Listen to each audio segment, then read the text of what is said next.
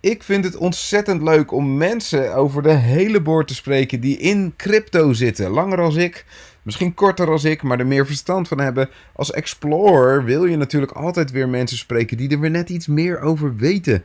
In plaats van dat je tegen je suffe oom zit te praten die er echt helemaal niks van snapt. Crypto Nederland exploreert met jou zoveel mogelijk in crypto. Volg dit kanaal. Like alsjeblieft deze video, dat helpt. Hier is het interview met Erik Holtz van Atani. Heel veel Hi, plezier. so as I said, today with us we have Erik Holtz from Germany, Hamburg, so to speak, from Atani. Very exciting. I think, Erik, the best thing is if you introduce yourself to us, and I'm really looking forward to our talk. Yeah, hi, Ferry. Thanks. And hello, everyone out there in the Netherlands. I'm Eric. I am from Atani, the partner manager from Atani, which means that I am developing the Netherlands market and Dutch market and also the German-speaking countries. And I build relationships, but not just by please make a video about Atani and tell how great it is. I want to build relationships because I'm in the crypto field since 2016, and I realized, of course, the crypto tech should be anonymous and people sort of just law as code and those things. But still, I think this tech is very social because you have to build communities around projects. Bitcoin wouldn't be so great without people believing in the project. Right. And Ethereum wouldn't be so universally well to use without the developers building it. So this is why we do this. Awesome. And yeah. Yeah. So I understand, Eric, you've been into crypto already 2016. I'm just started about a year and a half ago. And every day I seem to discover something new. So I can imagine if you started in 2016, you're way ahead of us. What brought you into crypto, first of all? And what has been sort of your way through here? Yeah. My initial, so there are lots of reasons why I came here. I think very inspiring for me was the European financial crisis, 2009, 2010. I was a student back then. I noticed, wow, there's so much political pressure on those countries, and the financial system is like as well a tool of creating this pressure and making countries to sort of kneel to the other countries. The same thing happening right now, sort of the financial system as a tool of oppression or censorship, let's say it that way. My mom is Mexican, so I as well sort of know how inflation works. I also sort of know the difficulties of a country which doesn't have, let's say, a good financial network, like India, where I also lived 1 year. Okay. So lots of reasons brought me to crypto because I thought, wow, I understand the tech. It makes lots of sense, sometimes more than AI and IoT.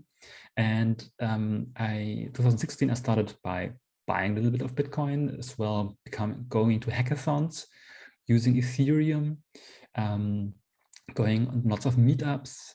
And then step by step, I became a consultant because, well, there were not many people sort of giving so much time to that. Yeah. As a consultant, I also did lots of meetups, over 100 or so in whole Germany and Europe. Did conferences. I even was part of a startup.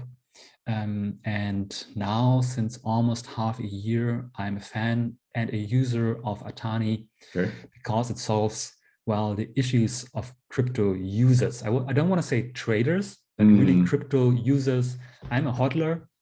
So I mostly just accumulate. I don't have to sell the whole time. No. And even I'm sure we're going to get into Atani a little bit later to really see what are some of the parts that you really like about the tool. I was wondering if you go through that whole career in crypto, what were some of the highlights, some of the things that you really thought, yeah, man, this is what I really like about it? Well, first of all, I like the people. So, of course, there are lots of scammers out there, and you sort of think, oh, well, this is full of sort of people you don't want to sort of be in close contact. You don't want to sort of shake their hands because they're so slimy and sort of criminal. But this has never happened to me. There are, of course, dodgy people, but overall, I thought there was such a pioneering spirit in the whole community. People thinking, okay, let's build this, let's solve that, let's fix that issue. Oh, and as well, sort of connecting all the dots between how different tech works.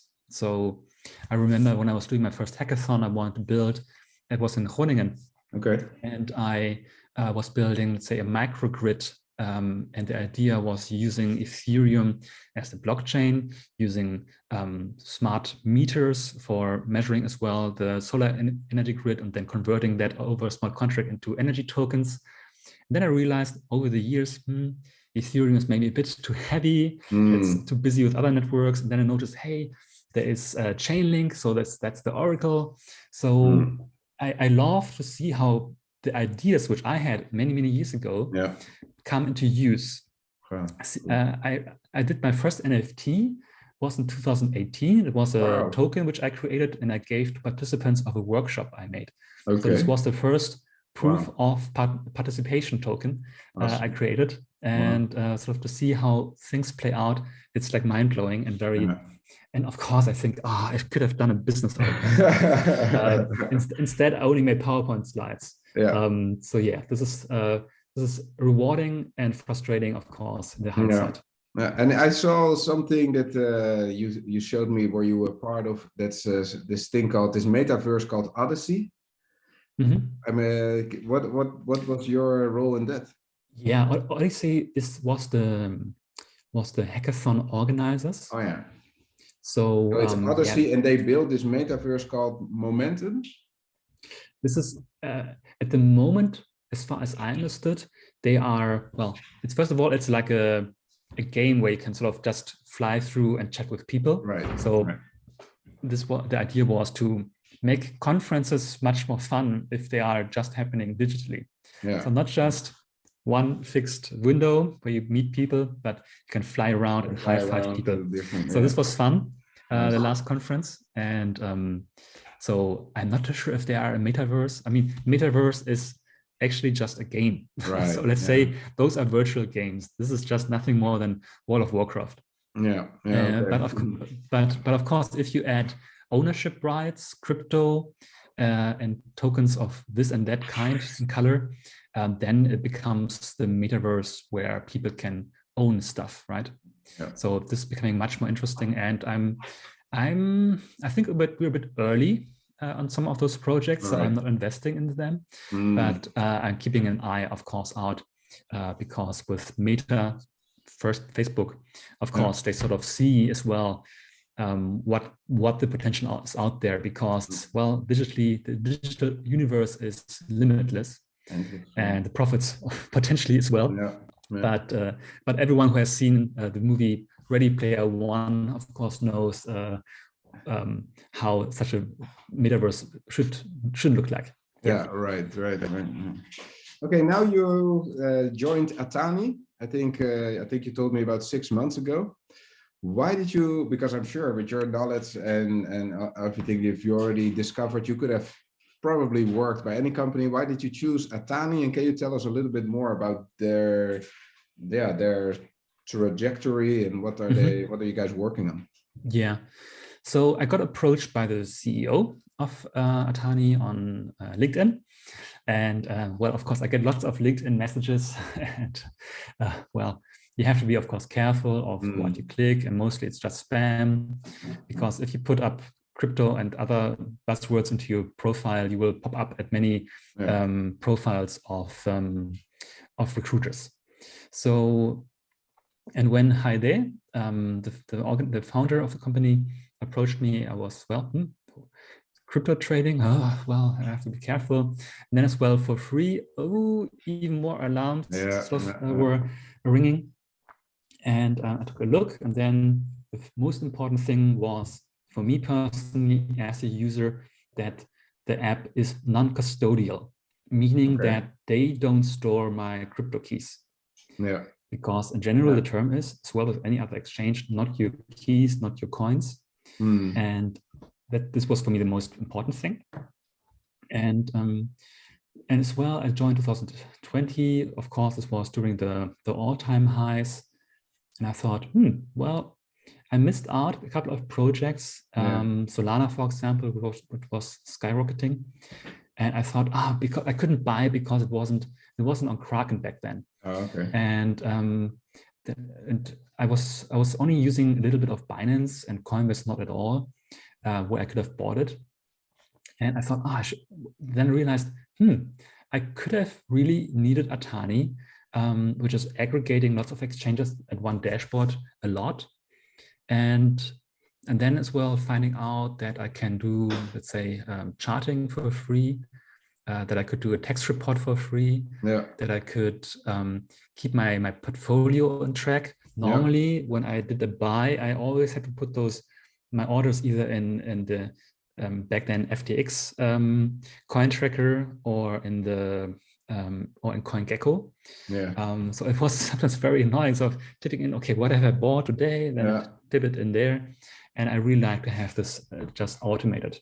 And in general, I just want to say I like also working with Spanish people. As said, I'm bilingual, so also German Spanish was great. So I wanted to work with nice people, and I found them at Atani. Cool. Yeah, really. Somehow I also got introduced to Atani. You guys found somehow our channel, our community of explorers. That's really what I am, and what I really found nice with Atani is that it takes away the mass functionalities, the endless sort of doors that you can open. And I'm talking about Binance. And once you then figured out Binance, you go to Coinbase Pro, then all of a sudden it's different again. And the nice thing is that, of course, there's still things that you want to probably do on those websites themselves. It's not that you don't go there anymore, but from the normal day-to-day overview and looking for chances, that's what I really like about that. Yeah, exactly. I mean, I have in my Binance credit card, right? So I use that stuff as well. Of course, you can't do that through Atani, but what I also noticed is all those pioneers of crypto, those developers and businessmen, more often they are not UX designers. More often they're not really think about how should this platform look like to be usable. So, and it's such an annoying thing to onboard on a new exchange, because you have to find out where are those small stupid little buttons, and putting this all into one overlay, which looks for every exchange the same, which covers the most important functionalities. Then you can solve 90% of the usage of this exchange, combine it in one place. And I found this very usable, because many years I was just on Kraken because I liked the CEO. And then I noticed, that they don't have the best prices. And then I noticed, I also, if I want to go more into coins from Asia, I also have to be more on smaller Asian exchanges or on other US exchanges. And then I realized, I have to sort of diversify the exchanges and manage them easier without the whole time doing two-factor authentication and getting the SMS or the email confirmation. So I don't want to spend 10 minutes setting up the exchanges because when there's a dump and I realize, I have to hurry, then I want to do this quickly. And all those functionalities you just find in Atani. Wonderful, cool. What kind of tips do you give explorers, people that are maybe they know a little bit but not so much yet? Like, honestly, I really did like the Atani Academy. It's a it's on a website. You find there descriptions on trading, on differences on how exchanges work, etc. So this is, I believe, important. I think the second, I think everyone should understand wallets, because, as said, not your keys, not your wallets. Of course, we all need exchanges, but we don't have to leave our money there. So I suggest everyone to understand what's a hot wallet, what's a cold wallet, and what's, of course, a seed, and how to protect your private and public keys. And also sort of understand that you shouldn't put them on a post-it and put them on the back of your screen, but find good ways of protecting them. And this is the one thing, the most important thing. I think you The just second gave me an outline for a new video series, because I'm also have to learn in this for sure. So yeah, we can do this together. I can always get out my collection of wallets and share them here, or share them with you. The second thing is, don't trust anyone on the internet. First of all, this is even people even shouldn't trust you and me who are watching today, just out of a normal sort of understanding that you will be your own bank. Meaning that you shouldn't trust anyone who might sort of want to get access to your money. The third thing is, you have to set up a plan on how long do you want to stay in with your money in this investment. I decided, so when I joined, there were many people who were already in this crypto game since many years, also pretty rich guys back then, who will be even richer today.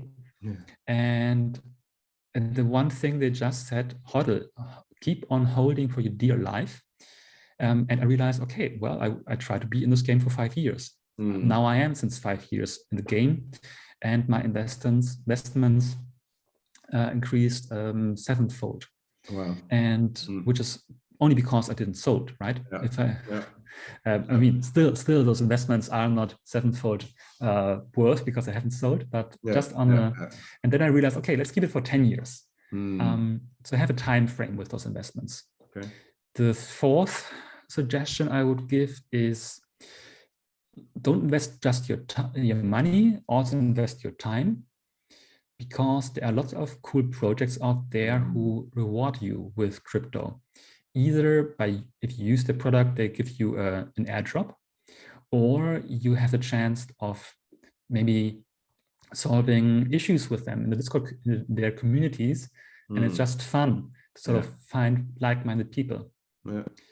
Last suggestion is to find a group of people who you can trust and develop together with them. So always expand your peer group and build trust. Trust is a commodity, a very important commodity, of course, everywhere. Cool. Man, you've given us already so many good nuggets. I love that.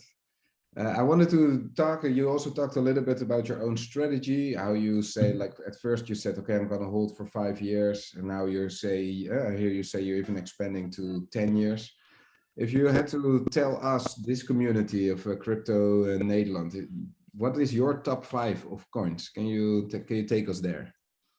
Yeah, let me just sort of start my screen share. Cool. Maybe you can show us a little bit of Atani, how of course, how it looks. Wonderful.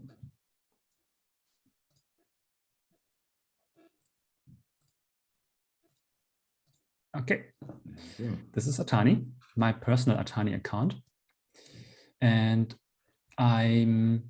you see here, right? So over here I use my price alerts. Currently they're all cleaned out because I got alerts to drop down to $36,000. So this happened. It allowed me, of course, the day before yesterday. You see here on the left all the coins which I'm taking a look at. And you just saw as well that I sort of can take a look on where is currently the best price to buy Bitcoin right now. This is huge. Even just what you show now, I just did a video on that the other day. I did not know that there was already there. Your first profit is already there. Where do I buy my making the best decision right now? So I would save 30 euros, 20 euros, sorry, by buying on Kraken. I might do that later on after the video. We'll hurry up. What's interesting, I mean, you can take it at the live tracking and as well at the order books over here. But I want to take a look at my portfolio. But that's only the portfolio I have currently on exchanges. As you see, I have 4 exchanges, and you see as well where I would store where I have my Bitcoin. I can most of it's on Kraken. And I think I have also Kraken. Where have I bought? Here, Matic. I bought Binance. So you see as well, it's Yeah. necessary to have it on different places. Yeah. I run you shortly through why I bought Bitcoin. Of course, I try to stack as much as I can. I do dollar cost averaging. I buy every month. Okay. Not every month when there's an all-time high, but right now I'm buying a lot. Yeah. Currently, I have more DOT than Ether. I'm also staking DOT. Okay. But I'm also waiting for the next crowd sales, or the crowd invests, of course, when they sort of where they raise funds for the new parachain slots. Okay. How do you know how do you know that that's happening, Eric? Well, they always have, let's say, their dates when there's a new parachain slot. I sort of also went into the prior auctions. My projects didn't win back then, Okay. but that's interesting because I believe Polkadot covers a bigger use case than Ethereum. Okay. The founder of Polkadot was the co-founder of Ethereum, Gavin Wood, next to Vitalik Buterin and Joe Lubin. So this is, well, I think very, very exciting as well to see how those minds are working in terms of building an even bigger picture. So you're actually, what I hear you say is you're investing in that because you believe in that project. You're not just investing it because you think it's going to tenfold or whatever. Maybe you also exactly. So I don't just hodl those coins. I also use those coins back again into those projects. Okay. So in 2017, there were all those ICOs, initial coin offerings, where people sort of bought crypto or bought Bitcoin, invested into ICOs, or bought Ethereum to invest into ICOs. And now we have, let's say, those ICOs within the ecosystem, like, for example, Polkadot, with more, I would say, planned and structured ways of investing your crypto. So you have a top 5. Number 1, Bitcoin. Number 2, the DOT. DOT, Ethereum, and those are my top 3, and then it gets a little bit of how you see as well here in my portfolio. So I spread a lot. So I'm a big fan of second layers, loop-ring, first of all. I'm also a fan of other solutions like Mina, which is like a lightweight blockchain. Okay. And I also, well, Tezos is as well, but just a little. Solana only because my colleagues like it so much. Of course, I lost around 40% of value since I bought it, but I never really went it yet, so you didn't lose it yet. Yeah, but I also didn't went all in because I thought it's too centralized, in my opinion. And I'm also a fan of Chainlink because I said I really hope someone will solve the Oracle problem, like how to communicate between a blockchain and off-chain, and how to bring data from the real world into a blockchain to which one is that? Execute a smart contract. Which one is that? Chainlink. Chainlink. Okay. So they have a cool founder, Sergey Nazarov, and I really like his talks. So this is something very interesting to look at this guy. Chainlink to me seems to be one of those names that you hear them all the time, but it's never hyped up. Some people even think it's quite undervalued at the moment. Well, depending on what time frame is, as I mentioned earlier, if you sort of say, I think it's undervalued, then you have to say, is it now undervalued? Is it undervalued in a few years? I think right now we have certainly a good price. So let me just sort of zoom out, right? So we haven't had this price chance compared to early this year, and if you sort of even look further back, then it's right. So this is quite a bargain to go in. But no financial advice. Do your own research.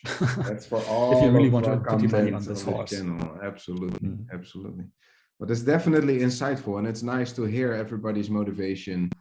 And your strategy is, to me, what I hear you say is you have a top 3.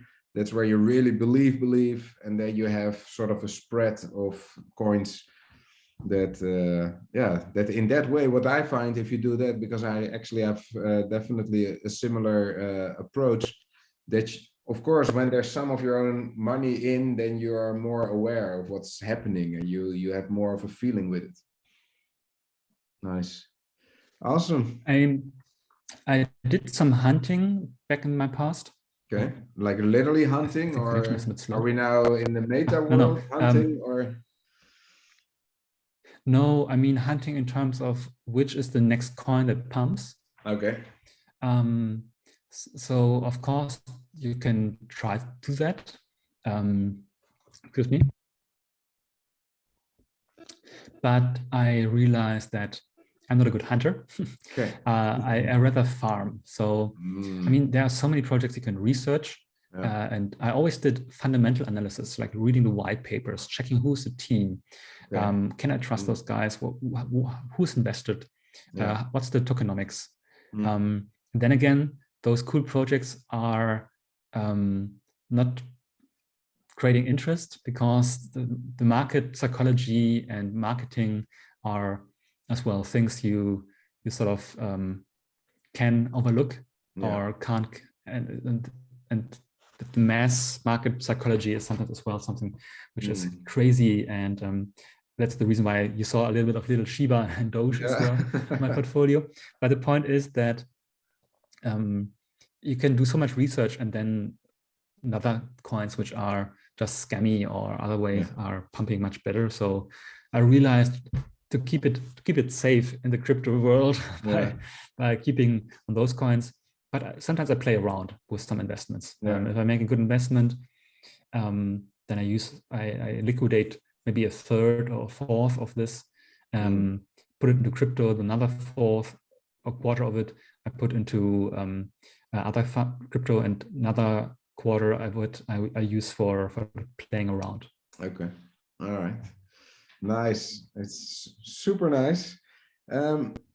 Eric, if people want to get a hold of you, if they have questions after this talk, where can we find you? I think the best would be on Telegram. My Telegram handle is by the dip _Eric. I am on your Telegram group. I'm also in your Telegram group, so maybe we just say, find me there, and approach me there. And I will take a look. Of course, I get lots of messages. Right now I have around, I think, 1,700 messages unread because of all the groups I am in. Maybe I have to do some cleanup today. But eventually I will find those messages and reply to them. Maybe soon we will start an Atani Telegram chat just in Dutch. So anyone out there who likes to be an ambassador for this, contact me. Come and join. That's awesome. Yeah, really nice.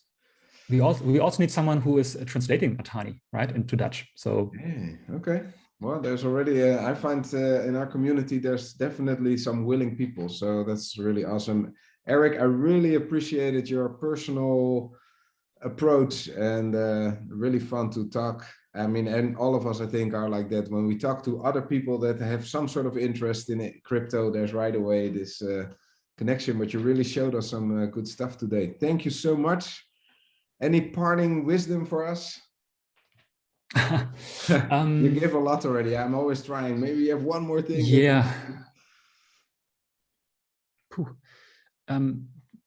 Have fun. Do your own research. Don't just look on one Reddit post or YouTube video. All right. Don't just go by this video, even though you gave us definitely a lot to go look for again. Really awesome. Eric, thank you so much. And for now, we'll see you in another video. Hey, ik hoop dat je genoten hebt van dit interview. Als jij nou ook enthousiast bent geworden over Atani, volg dan deze link: bit.ly/crypto Atani. En dan kom je op het mooie Atani-platform. Daar kun jij met onze referral link een account openen. Die kost je helemaal niks. Je krijgt TradingView Pro gratis om te gebruiken. Probeer via de video's die ik gemaakt heb te kijken. Hoe kun je koppelen? Hoe kun je hierop traden? Hoe zet je een stoploss in? Al die dingen meer. Je support ons kanaal. Ik ben erg enthousiast over Atani. Erik, was een leuk interview om te doen. Ik wens jou weer heel veel crypto-ervaring, heel veel plezier. Nog even een disclaimer. Geen een van de voorstellen of ideeën in deze video zijn financieel advies. Het is allemaal ter informatie. Je moet zelf je eigen onderzoek en je eigen conclusies trekken. Ik wens je heel veel succes en tot een volgende video. Hoi hoi.